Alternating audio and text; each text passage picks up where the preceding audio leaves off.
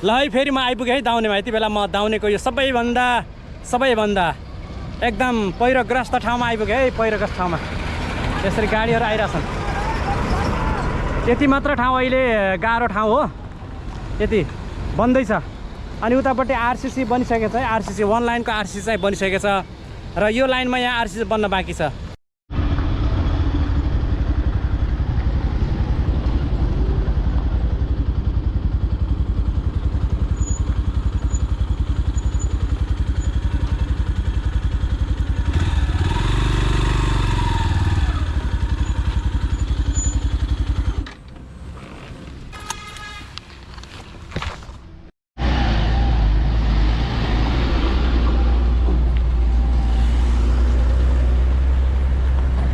यति बेला म भने दाउनेको दृश्य देखाइरहेको छ, जुन चाहिँ यो पहिरोग्रस्त ठाउँ हो र यहाँनिर मात्रै बाँकी छ ढलान गर्न आरसीसी। तर यता भने आरसीसी ढलान भइसकेको छ है यो साइडमा र यतातिर बाँकी छ। अनि यहाँनिर इनार पनि बन्दैछ, जुन चाहिँ इनारमा चाहिँ रिङ हालिसकेको छ होइन।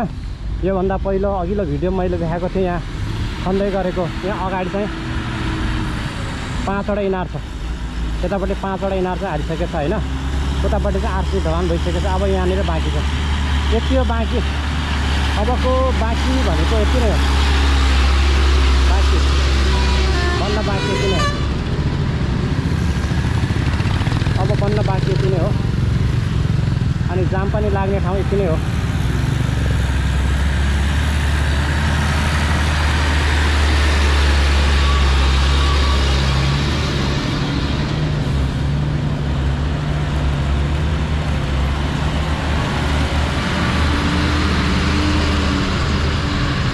अहिले म तपाईलाई दाउनेको दृश्य देखाउँदैछु है। दाउनेको यो पश्चिमतर्फ हो, खास गरी खुर्सानी पुलभन्दा अलि माथि। र यहाँनिर मात्रै आरसीसी ढलान एक साइडमा मात्रै हुन बाँकी छ, अर्को साइडमा चाहिँ भइसकेको छ।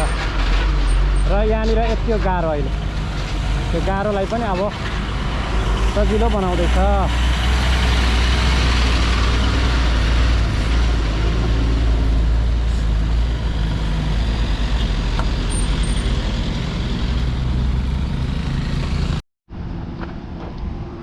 यो हो दाउने। यति बेला म दाउनेमा।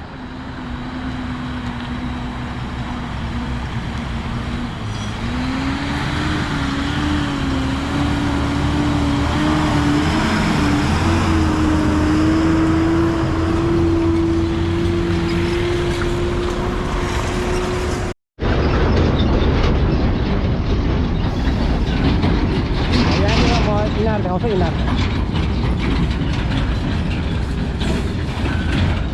यो एउटा इनार हो, अर्को इनार उता छ, अर्को 3टा उता छ, 2टा 5वटा इनार चाहिँ यहाँ बनेको छ होइन। 5वटा इनार चाहिँ यहाँ बनेर चाहिँ अब पुरै ढक्कन सक्कन लगाइसकेको छ।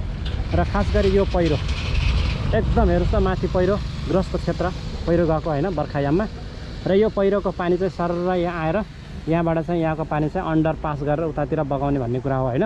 त्यसरी नै यसलाई चाहिँ फिट गरिएको छ, जुन चाहिँ तपाईँले यहाँ देख्न सक्नुहुन्छ। र अगाडिपट्टि यस्तो काम चाहिँ भइरहेको छ। अहिले चाहिँ खाना खाने बेला भएर चाहिँ अहिले बन्द छ है। म मात्रै छु यहाँनिर आइपुगेको छु र टन्टलापुरको घाम लाग्छ। र उतापट्टि चाहिँ आरसी बन्न बाँकी छ, उतापट्टि बनिसकेको छ, यहाँनिर बन्न बाँकी छ। अब यति बन्यो भने पनि सर्र, यति बनेपछि सर्र हुन्छ है यात्रा। सरासर दाउनेमा यो दाउनेको दृश्य हो।